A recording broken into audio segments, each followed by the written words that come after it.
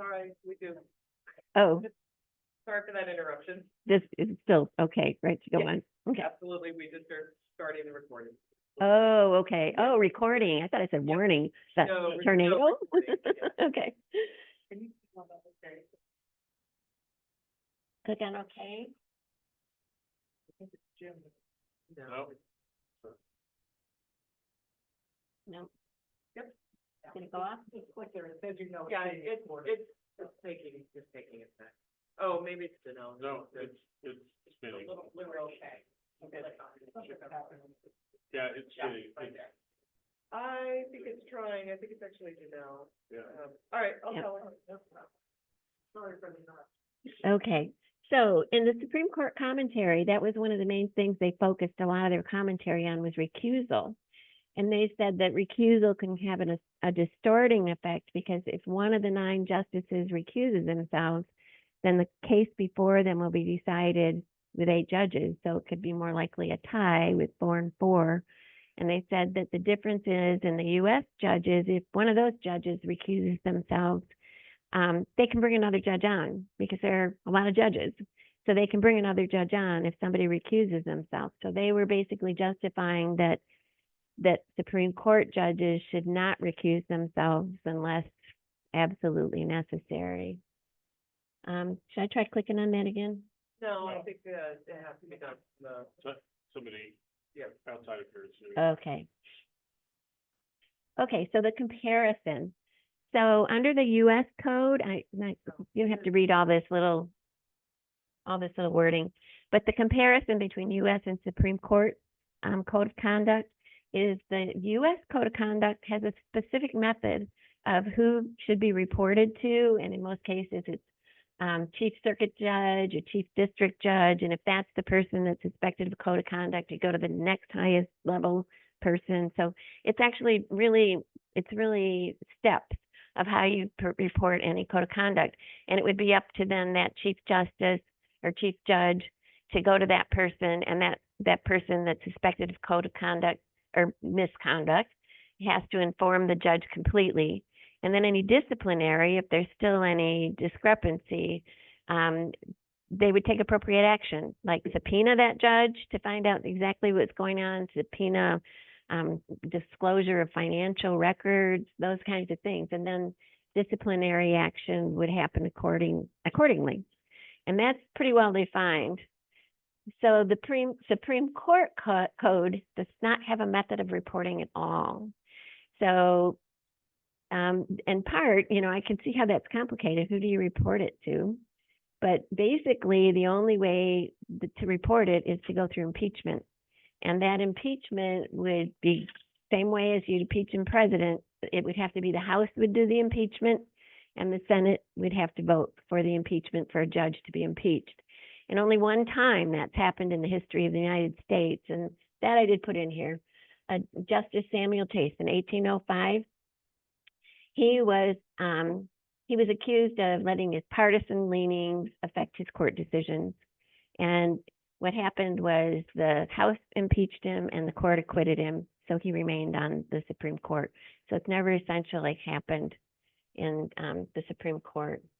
The other thing I wanted to point out, the difference between U.S. and the Supreme Court, is the Supreme Court did not include the mention of the Reform Act of 1989, which is the one that had much stricter regulations on financial reporting and gift reporting and that kind of thing.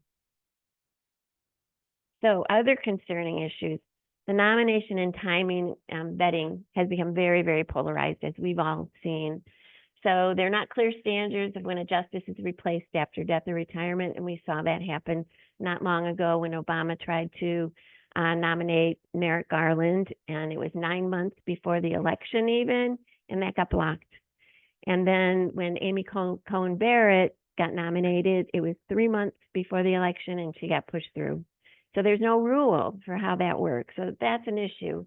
And over the years, it's just become politically more polarized. It used to be 100 years ago, or even less than that, even in our lifetimes, 50 years ago, when a Supreme Court justice was appointed, it wasn't necessarily based on whether they were Republican or Democrat. It was based on the ethics that person had shown, how good of a judge they'd been. And I remember as a kid, they were voted in almost unanimously by both houses because they were of good character. And now, in the last, 15, 20 years, we see those votes almost completely down party lines. So that's a problem. So, and the ability of the law, or the stability of the law, which is stare decisis, which means that to uphold decisions that have already been made. And that's been unpredictable in the last probably 10 years, more than anything else. And the reason that that's thought to be a good thing is because businesses base how they run their business based on what those judgments are. So if there's a federal minimum wage or federal work rules of vacation or something, everybody has to abide by that, even though it may be state by state differently. And federally, what can be, like, if some states or if federally they say you don't have to, if you're providing health insurance, you don't have to include birth control, things like that. That's the stability of the law. So, and that's kind of been eroded over the last 10 or so years. So these are comments from our committee that came together. There were probably about 13 of us in the end. Some people dropped out, but based on all the readings, when we came to meetings, we kind of concluded that based on our readings, the Code of Conduct is enforceable for the U.S. judges and other state and federal judges. And we didn't necessarily, from all our readings, see a problem with how that was being handled. But the Code of Conduct of the Supreme Court was pretty weak and really didn't have enforcement. And the biggest things that we saw in that is, say the public, or say the League of Women Voters said, well, this isn't right. Somebody should investigate, financial disclosures for trips. I mean, who is that reported to? There's no clear way for the public or the League of Women Voters or anybody to report that to anybody else. I mean, basically, it would have to be Congress bringing it up in themselves, the House, deciding to do that. So, and the legislative branch has been abdicating its powers by not standing up for constitutional checks and balances, and that's something we already talked about. And the president is ignoring the Constitution in his decision-making, making and relying on the courts to either approve or disapprove.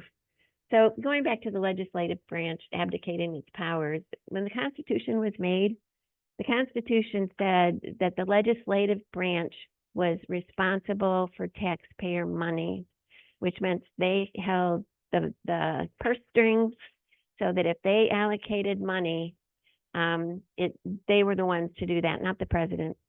So in 1974, President Nixon tried to withhold monies to organizations or groups that he opposed, and they strengthened those laws, and they put into place several oversight committees, and they also put in a rule that if the president took funds that Congress had already allocated, that they had to give Congress 90 days in advance notice, and Congress could deny it or approve it.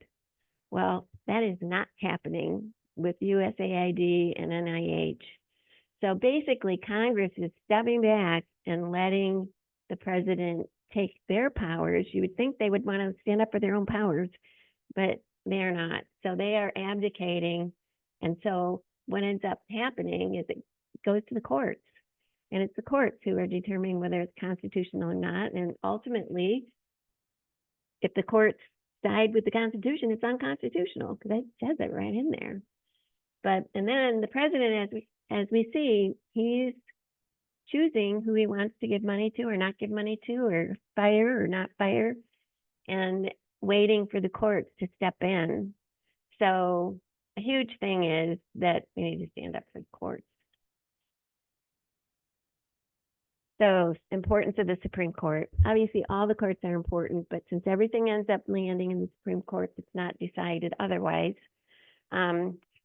It's obviously very important. And in the past, presidents and politicians have abided by court rulings. When Nixon was ruled by the courts that what he was doing was unconstitutional, he resigned, because he would have been impeached. So he resigned ahead of that. And when Al Gore won the popular election, but the courts told him it was go to the electoral court or electoral college, he stepped down. He abided by the will of the court. So historically, the presidents and presidential candidates have always abided by the court rule.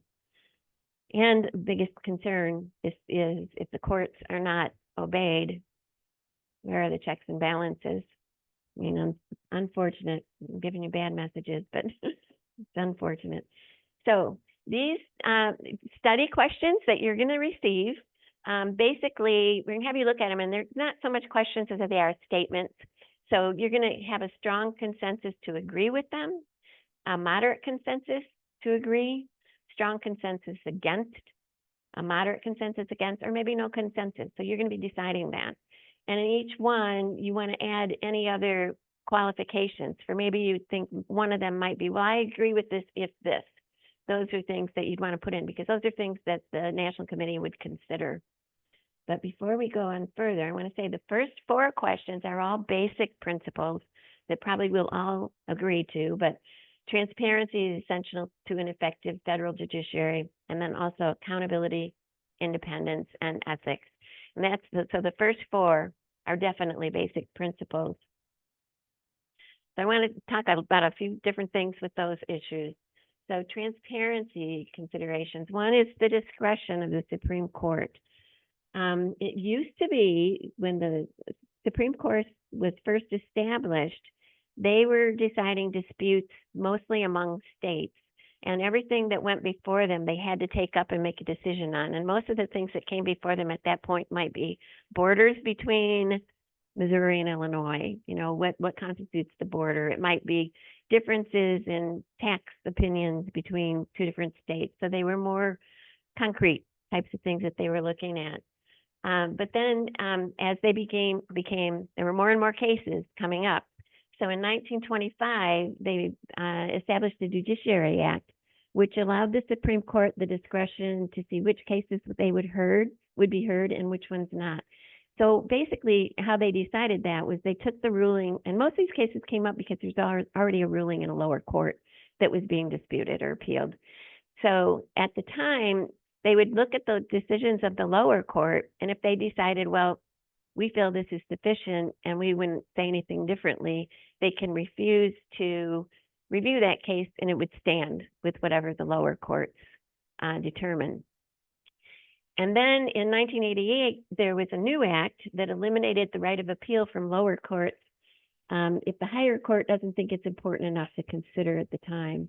And that kind of changed a lot of things. So the Supreme Court has complete control over what cases they accept and what cases they don't accept. So for instance, during a time when it was being disputed, I think this was in the early 80s, some states had legalization of same-sex marriage and some didn't. And several Supreme Courts, I think there were 8 of them from different states that had ruled same-sex marriage was legal, were appealing to the Supreme Court, trying to make it illegal.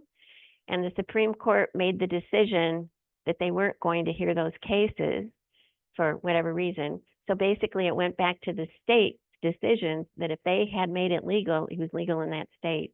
And the states that where it wasn't legalized, it wasn't legalized. And so sometimes, you know, depending on how you view it, sometimes there can be good things and sometimes bad things about how they make that decision.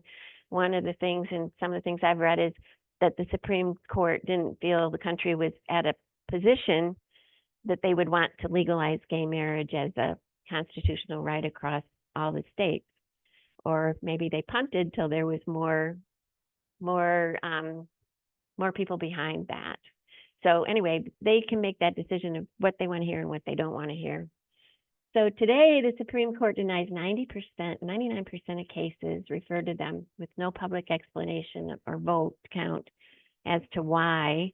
And they say it's because it's not going to change precedential. So there's no precedent that it would change if they accept that case. And most of those cases, from what I understand, are criminal cases where somebody's trying to appeal to a higher court saying that they feel that constitutionally they were charged with this and they feel that should not be the case. So those cases are not being looked at, not because the outcome was right or wrong, but because the Supreme Court doesn't feel that that's going to change future decisions and it's not important enough for them to look at for that individual case. Complicated. So I don't know. My opinion is, if that's the case, they need more courts below the Supreme Court who will take up those cases to determine whether it was just for that person, but that's neither here nor there. So transparency is consideration. Oh, am I going on time? Okay, I'm going to speed up. Okay, so for transparency, most court documents, their briefings, oral arguments, and written opinions are usually available to the public through either personally attending, going back and listening to recorded hearings, or getting them electronically. And that's pretty much true for the Supreme Court and all the lower courts and judgments that are made. And those, according to what I understand from most of the lawyers who are on the committee and from what we've read, that's usually not an issue. You can usually go back and see how they've made those decisions, and higher courts use those documents to make decisions farther up the line because they want to see what was considered in a lower court and not have to reinvent the wheel. So, however, the exception to this transparency is the shadow docket, which is in the non-merit cases. And I had no idea what this was before I got on this committee, but basically what the shadow docket is that if there's an emergency ruling, say the president goes to the Supreme Court and they have something that's very important to them and they want to make sure that it's constitutional that they do it, they will go to 1 or 3 members of the Supreme Court when they're, it's not in session, because they don't want to wait however far it is down on the docket, a year and a half before it hits the docket. They want a decision like tomorrow, whether or not something is legal. And when they do that, the Supreme Court currently can make a decision and there's no briefings, no oral arguments, no written opinions, and oftentimes no signature of what judge makes that decision. So it's really, really non-transparent. So over 16 years, when George Bush and Barack Obama, each having 2 terms, so it's 16 years, they approached the Solicitor General for emergency relief from the Supreme Court 8 times. And the Supreme Court granted it 4 times, where they heard their argument and made a decision whether or not it was constitutional. In Trump's 4 years, starting with the travel ban, which actually was determined constitutional, he sought emergency relief 41 times and was granted that relief 36 times. So these are cases that already came from lower courts. So the Supreme Court basically either held that the lower courts who thought it was unlawful, like overrode it, or froze lower court mandates. And so all of these things happened with no briefings, no oral arguments, no written opinions. And unfortunately, the hardest part of it is then when future decisions are made based on that, like the travel ban, there's nothing to go back on and say, well, how did they make that decision that this is illegal or this is legal to have a travel ban on Muslim nations? So, and that's what courts are supposed to do, go back and look at cases to determine, well, this, and that's part of the stability of the law, to have that written down so you know how a case was decided prior to that. So independence. Independence is basically the ability for a judge to make a decision without retribution. And that's why they decided on a life term for Supreme Court justices, so that they could make independent decisions, so that if they were, if it was a 4-year term, then people might hold them liable for something that was unpopular, even though it may have been the right decision. That's kind of the definition of independence. So the following questions are basically general questions, and I'm not going to go through those because you're going to go through those in your group. But one other thing I wanted to bring to your attention is a consideration that is an 18-year term limit. First of all, I wanted to say, if you do go back and look at the legislative documents that were given to all of us, which I hope you do because some of them are really good, but the one that I thought was the best is there was a town hall with 3 different lawyers, and there was one from, let me see, the Brennan Center, the Cato Institute, and Women's Law Center. And they were all very good, very democratic institutions. And that's in the town hall meeting that's on a recording that's in the that's in the legislative part that Ann said she's going to send out to you if it's not already been sent. But that's like really worthwhile watching because it kind of puts all of this in a nutshell and gives you an idea what people were really thinking. But one of the things these three lawyers agreed on, that it's really hard to institute a code of ethics in judges that are already on the court. You don't have a code of ethics. They've already been chosen. They've already been, you know, ratified or whatever it's called, so that they're already on the court. So it's really hard to impose a change in code of ethics. And it's really hard to impose like expanding the number of judges on a Supreme Court because it's so controversial. But one of the things all of them agreed on was this 18-year term limit. And apparently this was proposed in 2021 as a House bill in the US Congress. It was a House bill defined a term limit for a Supreme Court judge as 18 years. And then after that 18 years, they would be off the court, but they would be considered a senior judge. So they could still come on in specific cases, or they don't have to, they can be considered retired. So what that does is it puts these judges on a rotating basis. So each president's 4-year term, they would be allowed to appoint a judge in their first year and their third year. So it's like makes so much sense. And then when they revolve off after that 18 years, they're put in this group of senior judges so that they can do certain things like view cases that the Supreme Court, you know, stand in for a Supreme Court judge if there's a recusal, or be a consultant if they want to be, for if some judge on the court wants to come and talk to them, so that they may or may not, but they still have that 18-year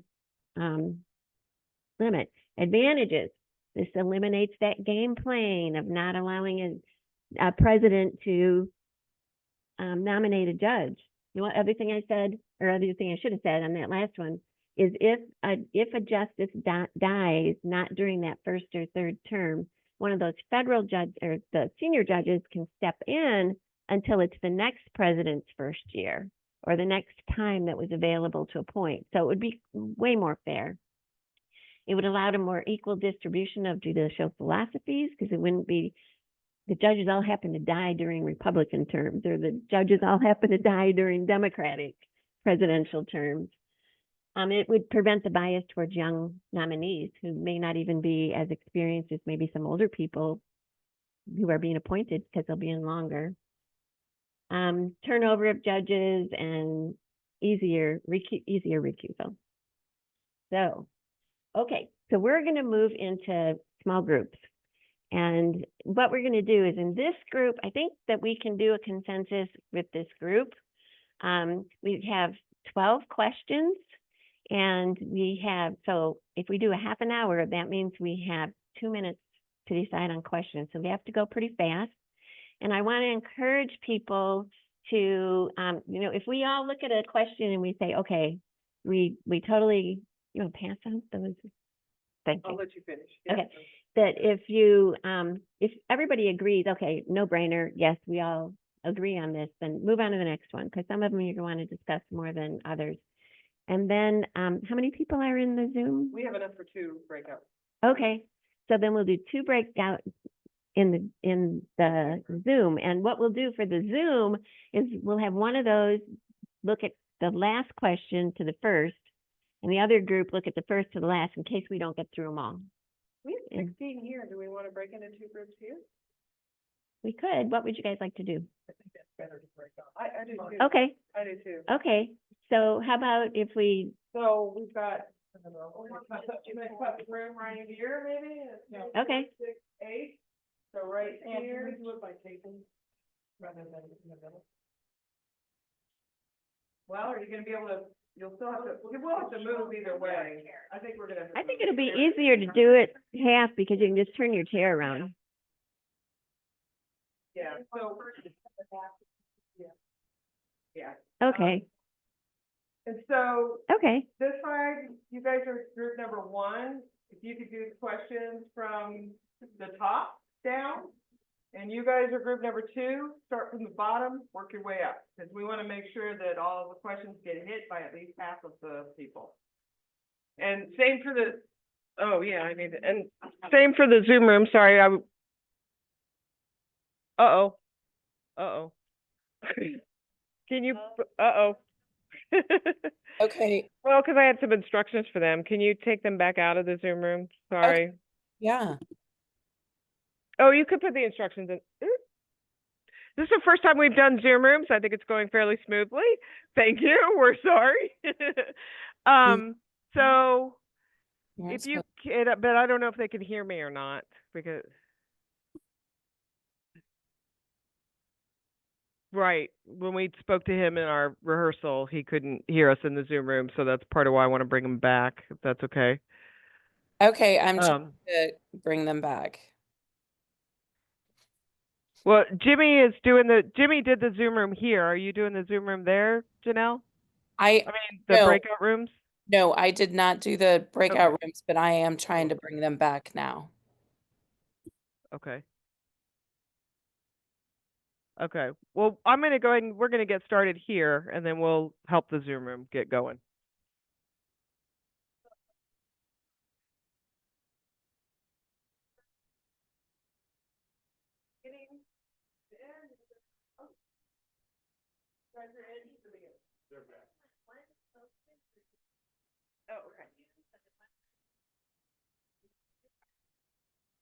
Okay, it looks like everyone has been added back to the main room.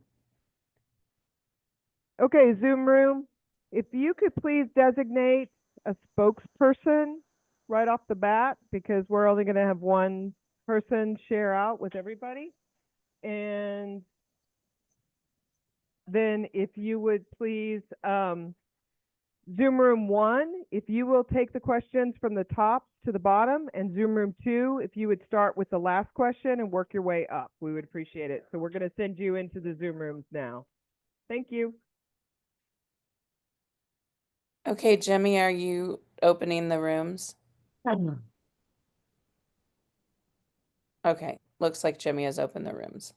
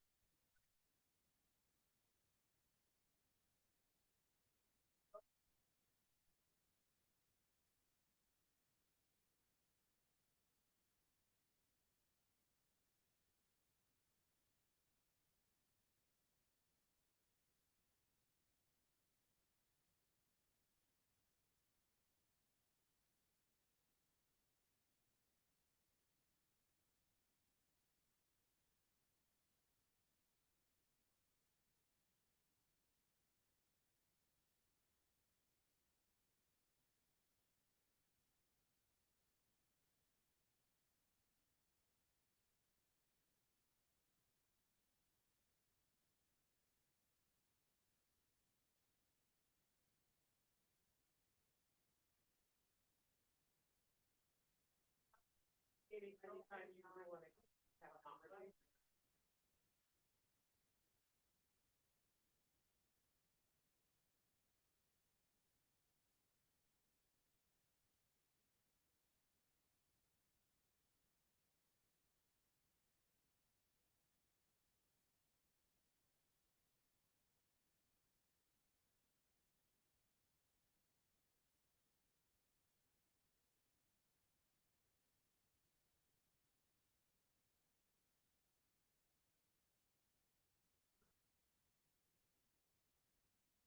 And I think that would trigger a judge, a request.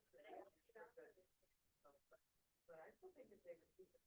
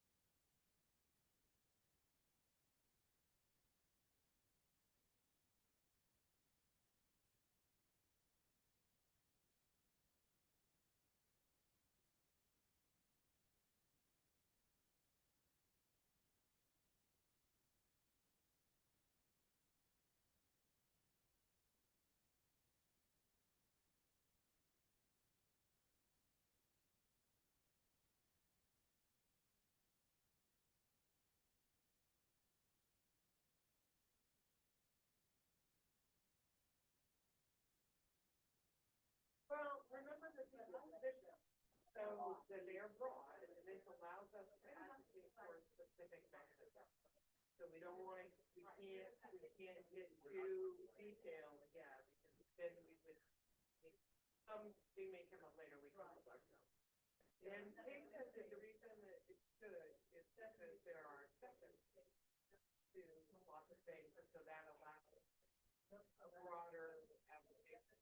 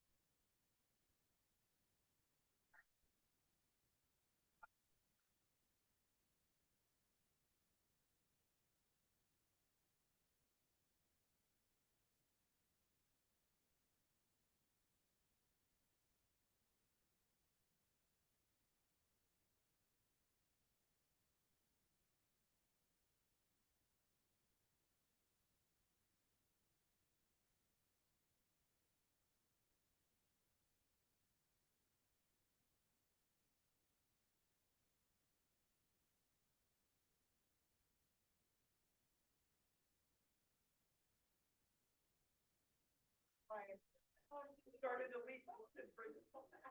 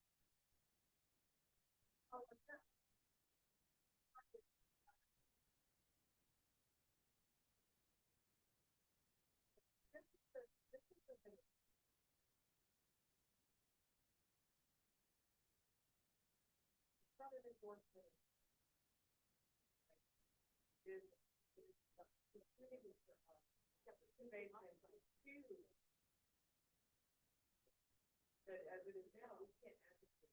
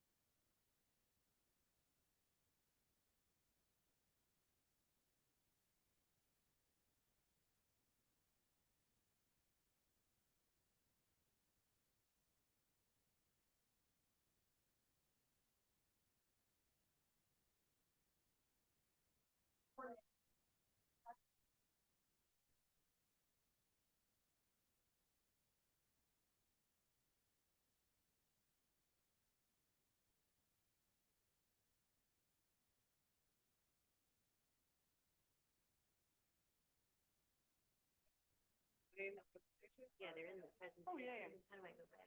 Was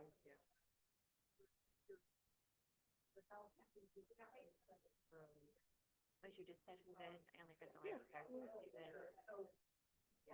read the last part. Yeah, there we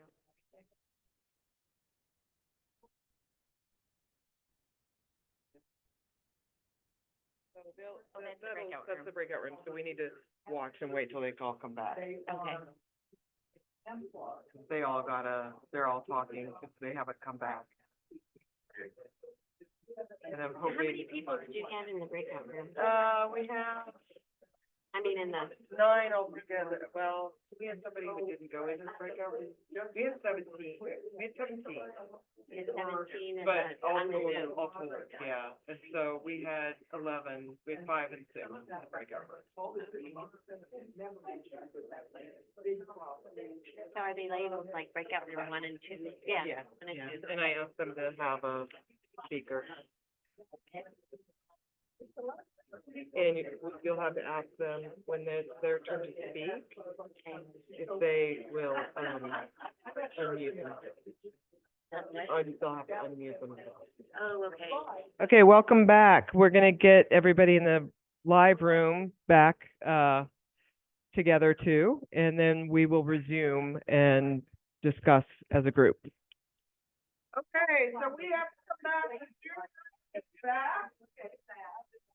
Sorry, I know we haven't quite finished our discussion, which is part of what I love about the league. And then we really just a meeting discussion. When I joined, I was so intimidated by the idea of studying, and I said, I've never, ever have anything to do with the study, ever.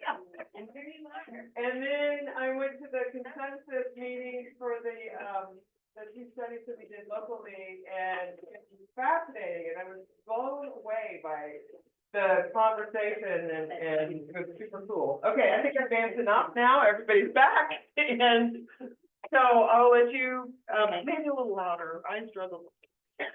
Oh, okay. That would be great. Okay, so what we want to do with this is, first of all, I want to remind everybody that the consensus that we're coming to is not specific. It's a general consensus of values that the league believes in. We're not going to say specifically, just like you didn't see in the question, do you support, 4-year term limits? Do you support 18-year term limits? That's not what we want, because we want this to be generally what we're looking for. Generally, we want ethics. Generally, we want, if those ethics are questioned, a method of finding out what's going on and getting that person recused or whatever needs to happen to make them follow those ethical standards. So what I want to do is I want to go through each group and see where you came in, whether it's strong consensus for, strong consensus against. And then if we all have the same thing, might have a brief discussion of, if you have a comment that you feel is really important to make about that, to make it. Otherwise, if nobody has a real strong comment that they want to add, then we'll move on to the next one, because some of these are going to have more comments than the others, and we're going to try not to spend too much time on them all. So I would say, now, we were 2 groups here in the room, so I'm going to label the one in front as group 1 and the one in the back as group 2.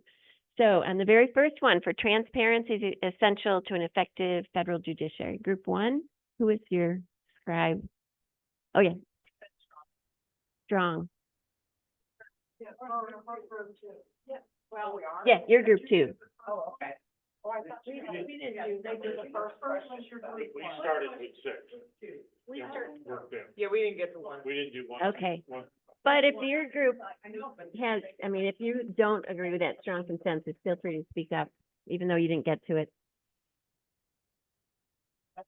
Okay, Okay. group 1 in the Zoom room with strong consensus, no Okay. extra comments. Okay. And room 2 in the Zoom room? Didn't get to it. Oh, didn't get to it. Okay, okay. Okay, so number 2 is accountability is essential to an effective federal judiciary. Okay, back group, 1 or 2. Yeah, we said strong consensus. Okay. And any comments? Okay, Zoom room 1, strong consensus, Zoom room 2 didn't get to number 2.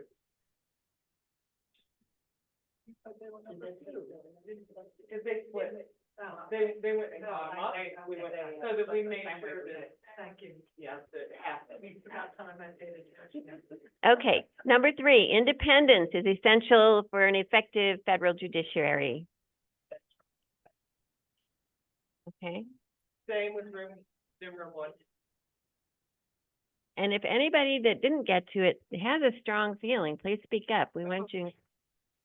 No consensus, too vague for us at this point. Unsure how different from ethics. So, if you would like to hear more, you could invite Kelly Edmondson to unmute and she could tell us more. Yeah, Kelly, can you unmute and tell us? I think I am, yeah. Well, we kind of got hung up on what we weren't sure what independence meant and how that was different from ethical behavior in general, and we weren't sure what we were talking about, so we had no consensus. Laura? And we took independence to mean, political independence, whereas ethics was far broader and wasn't necessarily tied to politics. And you'll have to Okay, repeat that. okay. So Laura said that they took independence as political independence and not necessarily tied to ethics. Okay, so the way it's defined actually judicially is independence is the ability for that judge to make a decision that will not be judged later, and it should be politically independent and unbiased, but how they define independence is so that judge can make that decision. That's why they have the life term for Supreme Court justice, so they can make a decision that may not be popular. Like during slavery times, maybe their decision was anti-slavery, that slavery should be illegal, and it may not have been popular with the southern states. So they want them to be able to make those decisions independently. It should not be the same as ethics. Now, ethics would be biases or financial gain or that kind of thing. So those two things are actually different. So I don't know if you want to change your vote on that, it's fine. If you don't, that's fine too, since that was unclear. I don't think we can vote because we didn't discuss it enough. Okay, we'll just leave that as it is. Okay, so ethics is essential for an effective federal judiciary. Strongly. Comment? This should be number 1. Perfect. Ethics is the most important. Can you repeat that? In the Zoom room, there was a comment that ethics should be number 1. She feels it's the most important thing for a judicial Supreme Court justice. And both the Zoom rooms said strong consensus. Okay. And what about you guys? You didn't get to it. We can get that. Okay. We did not get to that. We started to put into it. Okay. So number 5, there should be binding universal standards of conduct for judges and justices at all levels of the federal courts. But our additional comment was universal standards if we have the 18-year term for the Supreme Court. Okay, the comment was strong consensus. Universal standards should be in place if there was the 18-year term Supreme Court for the Supreme Court, and that's because of recusal. That's only recusal. Due to recusal. Okay. For the rest of the judiciary, because they are appointed or voted in, and there are terms of the universal standards. Okay. So the universal standards, the one caveat is for recusal if there was the 18-year term for Supreme Court justices. And I'm just gonna say this into the mic so that we don't have to do it twice. And Zoom room 2 said strong consensus 4, and their comment was most parenthetically every profession has a professional code of conduct. Why would you not have a standard code of conduct for judges and justices?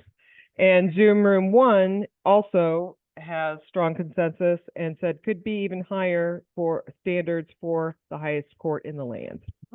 Okay, good. Okay, thank you. Thank you, good comments. Okay, so number 6, court hearings, documents filed in the court and rulings for all federal cases should be open and available to the public. That's just saying that's similar to what's supposed to be happening at the executive level, where they are required to have records of everything that happens. She said, strong consensus similar to what's happening, what should be happening in executive branch.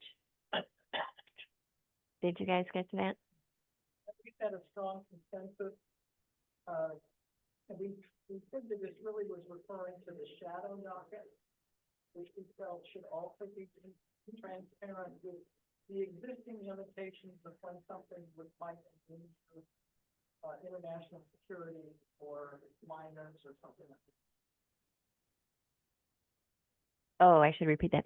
Okay, so she said strong consensus, especially referring to shadow docket, which should have limitations for when it's used, or how did you say that? No, not, but it's that with the existing limitations of if revealing information would endanger our international situation, for identifying a minor would not be appropriate. But we're assuming those things are already in.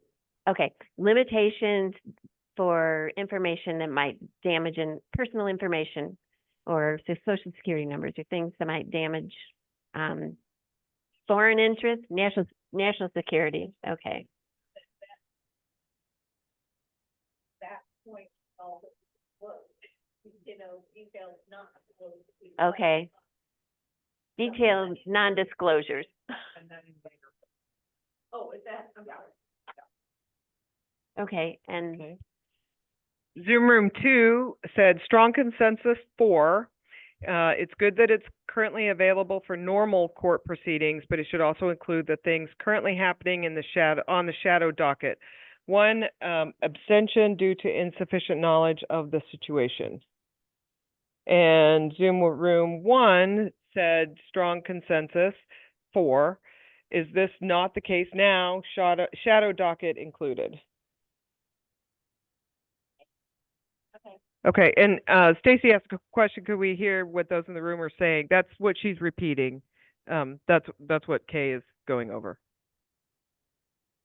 okay, so let's go on to number 7. There should be an effective enforcement mechanism for the Federal Judiciary Code of Ethics at all levels. We said strong consensus for, but we were flummoxed as to how and who. Strong consensus for, but flummoxed as to what, how, and who. Our group ditto that. Yeah, essentially. Okay, group 2 dittoed that. And what about? Group 3 or group 2 in the Zoom room kind of dittoed it too. So group 1 in the Zoom room was strong consensus. Group 2 was moderate consensus. They said unclear what the enforcement mechanism is. Is there a model for one at the state level? Need more information to know how reasonable the enforcement and mechanism would be. Okay, I can say that group 1 that I was in was kind of saying the same thing about the enforcement mechanism. And I think that's what we should probably include in afterwards. We have about 100 words that we can state that enforcement mechanism needs to make clear in the legislature or judiciary, because we feel there should be an enforcement mechanism, but it's not our job to determine what that is. Do you all agree with that? Okay.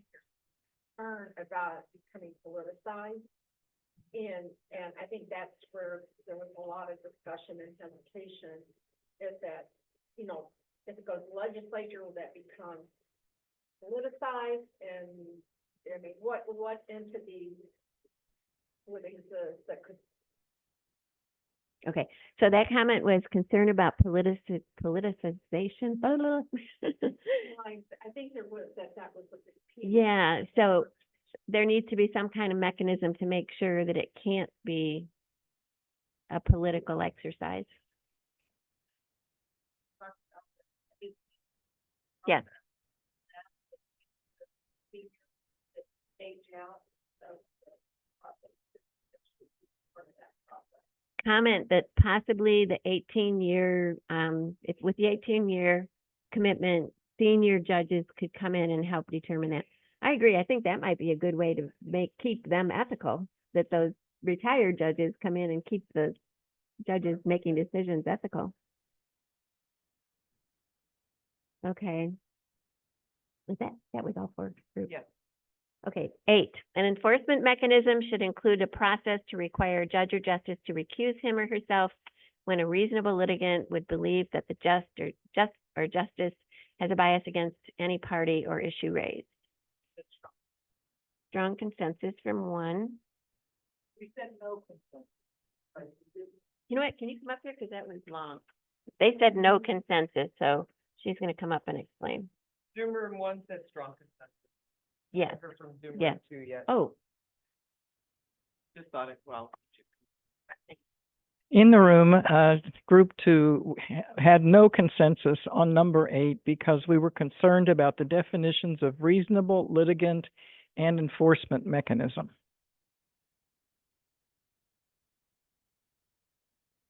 I thought we did too. I thought we came to a moderate We consensus. didn't say no, we all agreed that it'd be moderate because we have them. Although, We agreed initially on moderate, but by the end, it seemed to be no consensus, and I don't really care whether you say moderate or not. well, and I will say, if one doesn't consent, there's no consensus. So I hear one person not consenting.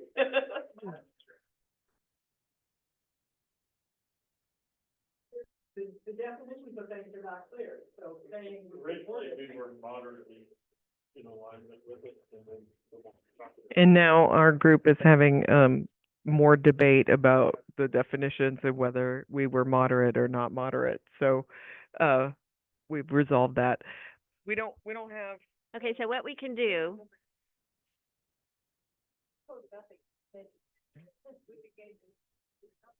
Definition of code of ethics. And what we can do is we can put majority consensus, and in the comments, we can put some firm, Well, I'm gonna tell you what Zoom room 2 has moderate consensus. okay, So I'm not can sure they that we say out have- loud? Okay, oh, I didn't realize we that. have A majority consensus. Okay, what do they say? So, Kelly, do you want to unmute and talk about your group's consensus on number 8? Well, we actually were working from the bottom up, so we got to 8 before number 7. And so our initial response on number 8 was a moderate consensus because we were unclear what the enforcement mechanism is. We thought it'd be nice if they stated, it would be modeled after what's being done in a particular state Supreme Court, perhaps. We just felt like we needed more information about reasonable enforcement and what the mechanism would be. And then when we got to number 7 next, as we were moving up, we had the same concern. So we were in the same iffy place with 7 and 8. It's like, in theory, yes, but we had questions, so we weren't 100% in. Okay, that was us too. Yeah, thank you. We can do in between.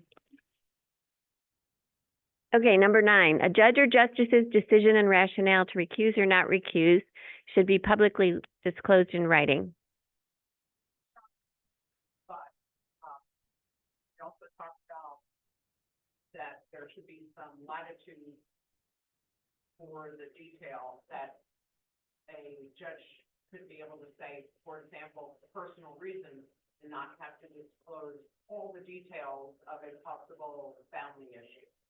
Okay, so there was strong consensus in group 1, but there should be latitude for details, so a judge could recuse for personal reasons. And I was in that group, and I think that also if a judge chooses not to recuse himself and there's concern for that, that should be in written.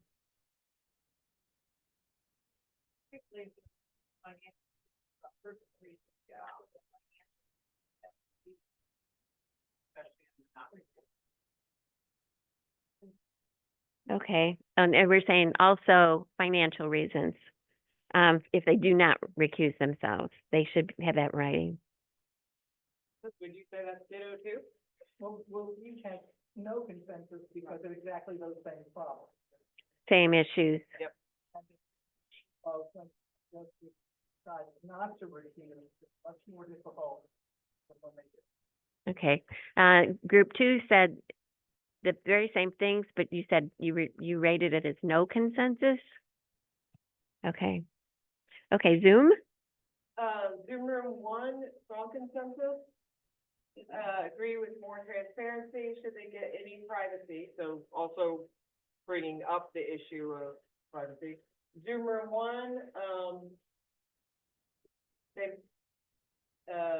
Zoom room 2, strong consensus 4, daylight is good and helps us, help set precedent for other judges to act accordingly in the future. So Zoom room 2, strong consensus, Zoom room 1, strong consensus. Okay. Okay. So let's move on to 10.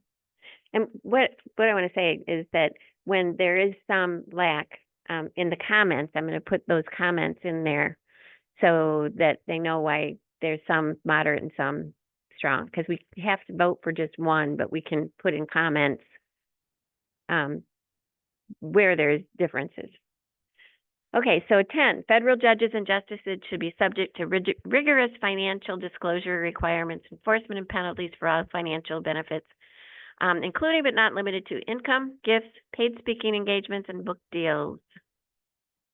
We have strong consensus, but we think should be changed to shall after your definition of Okay, the fact that shall actually means must, okay, and legal terms, and should mean they have leeway. We don't think there should be leeway. okay. So group 1 said strong consensus, but think it should be shall, that they have no leeway, they have to report. 2, We strongly supported this, but recommended that travel also be included in the list of disclosures. And we had some reservations as to how.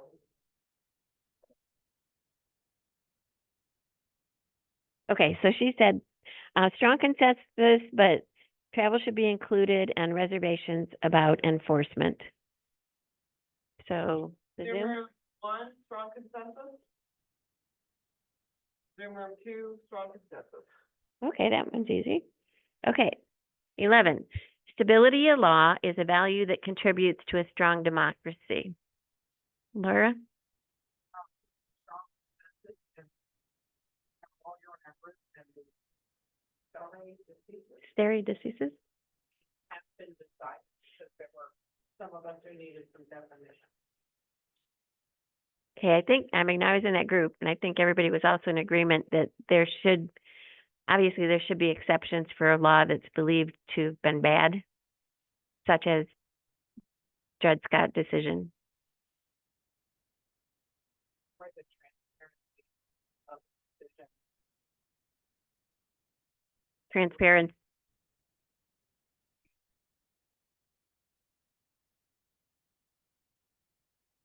Oh, that's where number 6 would be said, for example, the court should be open and available to the public. So having that information publicly available to see why a ruling was made would also be helpful if it was a ruling that the public at that point didn't think was applicable anymore, so that they could hear why the judges wanted to change. Okay, so that was worded in a different way, that's where transparency comes in, so they can say why the ruling of the law should be overturned because of changes in people's beliefs. You're strong for the other group, and so Zoom? Zoom room 2, strong consensus 4. Zoom room 1, no consensus, want more Oh. information, need to elaborate more, don't want it to mean a bad law stays, how to implement, like Dred Scott, Plessy versus Ferguson, etc. Okay, good. So at least we're on the same. The prize for that. Yeah, very good. Yeah, very good. That was very good. Yeah, you guys get the prize for the most history knowledge. Okay, so last one. Public perception of the Supreme Court's legitimacy contributes to a strong democracy. Okay, number one, strong consensus. Strong consensus. Zoom? Zoom two, strong consensus. Zoom one is still typing. I'm gonna ask, Brandy, do you mind unmuting and making your comments to everybody? Sure, yeah, and that was going back to number 11. We didn't get to number 12, but we had a lot of conversation about number 11, like getting into what I was just typing is, you know, we had these justices that were going through, you know, the nomination process and testifying that, oh, this is established precedent, so we wouldn't touch it. But then once they become, you know, get confirmed and a case comes before them, then they go against what they said during their Senate confirmation. So, you know, how would we know, I guess, during that process, and like, why are there no consequences for justice when they do that? You know, like the most recent one is Roe versus Wade. I think they were specifically asked, you know, would you overturn Roe versus Wade? And it's like, no, it's established precedent, but then they turn around and overturn it anyway. And so, and then just, yeah, the other stuff that was in there. So. No, that's good. Thank you for sharing that. And I know that's one of the things that we've talked about too. Well, is that not standing up for stare decisis, or is it lying under oath? Yeah. You know, it's one, or is that ethics? You know, it's Zoom one did not get to that question. okay. Okay. I think this looks really good. And I'm going to try to put all these words together and send it to Anne to make sure that it says, make sure she sees that I'm putting in there what you guys all said. Yes.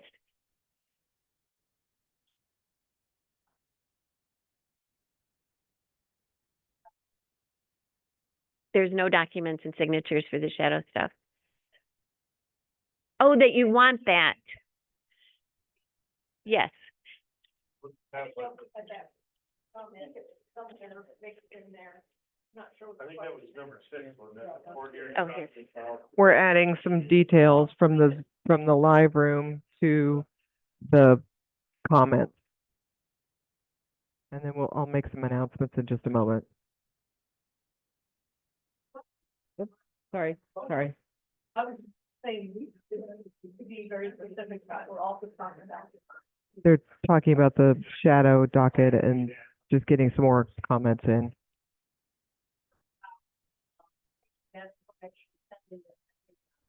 Is a normal consensus, we would normally all be together, and we would then, based on what we have heard, we would then. Peg is asking about the mechanisms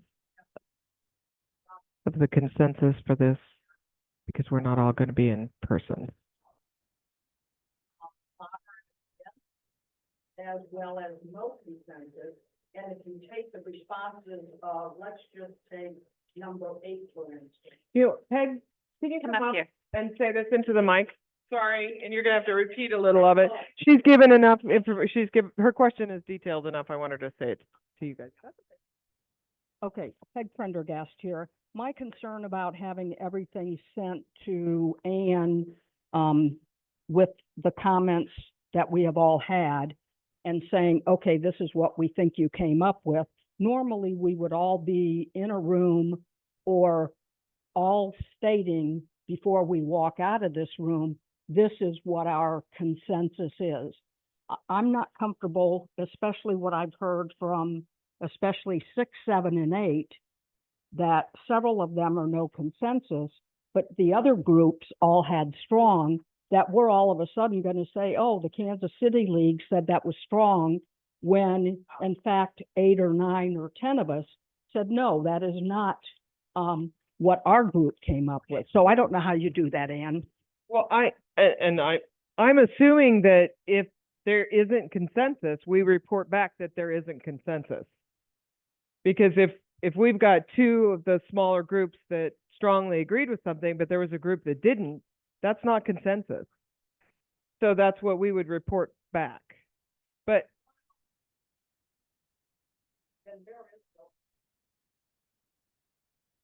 I mean, I'm gonna. If there is, it's not a vote. So if three groups say strong consensus and one says moderate, it would go towards the strong consensus. But in the case where half the group says moderate or no consensus and half the group says strong, then I would not circle any of those and put in the comments, these people said strong because of this, and these people said moderate or none for these reasons. So that would just be comments with, and probably circle no consensus, because there wasn't a firm consensus. Does that make sense? And the problem is, it has to be in by the 14th. Otherwise, I could write it up, send it to her, she could send it to all of you and wait for your comments, but it has to be submitted by the 14th, and today's the 12th. Well, of course, the other problem is that it's a national study, so we can't get everybody all together. I mean, maybe we could do a giant Zoom, but I don't want to be in on that. Okay, we have a couple more questions from the audience, live room. Ones where we didn't have consensus, or there were no consensus comments, but there were definitions. It's like. Okay. Yeah. So Alice said that that in the areas where there was least consensus, it was mostly over the definitions of the words, and then if we had stronger, if we had more defined words or better defined words, terms, thank you, that we would have come to better consensus. That's a good comment. Yep, and we ditto. Okay. Just one more quick comment. There's, after all our comments in here, we have room for another 100 words of if there's something else that's not directly asked in here. And I was thinking what you were saying, that the thing about the shadow docket, that those should all be signed, because I think everybody was pretty much agreeing those should be disclosed and signed of logic, and they should be put in records for future judges to look at. So is there anything else that was not specifically asked in here that anybody feels strongly? Yeah, that's perfect. Come up to the mic. Yep. Oh, everybody who wants to add, come up to the mic. I just thought the shadow docket comment, yeah, but I also feel like if there was a lot of discussion about terms, and I feel like there probably was more consensus than not consensus had we not had the deliberation or question over the terms in like 6 and 8, and that we spent so much time on that. And so I feel like we might have even had moderate consensus if we could have felt more comfortable with the language. It makes sense. Yeah. Thank you. There's been some chatter lately about limiting the force of judicial decisions in the federal judiciary, so that certain people can pick and choose which ones they want to obey. And I'd like to see something that retains the force of a judicial decision being national and not regional. Okay, so there's a word for that, judge shopping. Judge shopping. So you want to limit judge. And I see no comments from the camera. Okay. You want to come up here?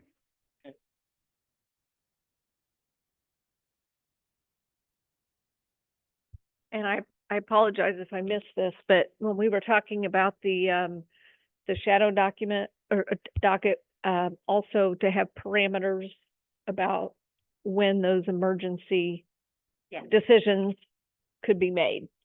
So we can't call everything an emergency and then hide it. Perfect, thank you. Position statement is not going to include, or is it, about a requirement for a term limit? No, no. The question was, will this position statement include 18-year term limits? No. The answer is no.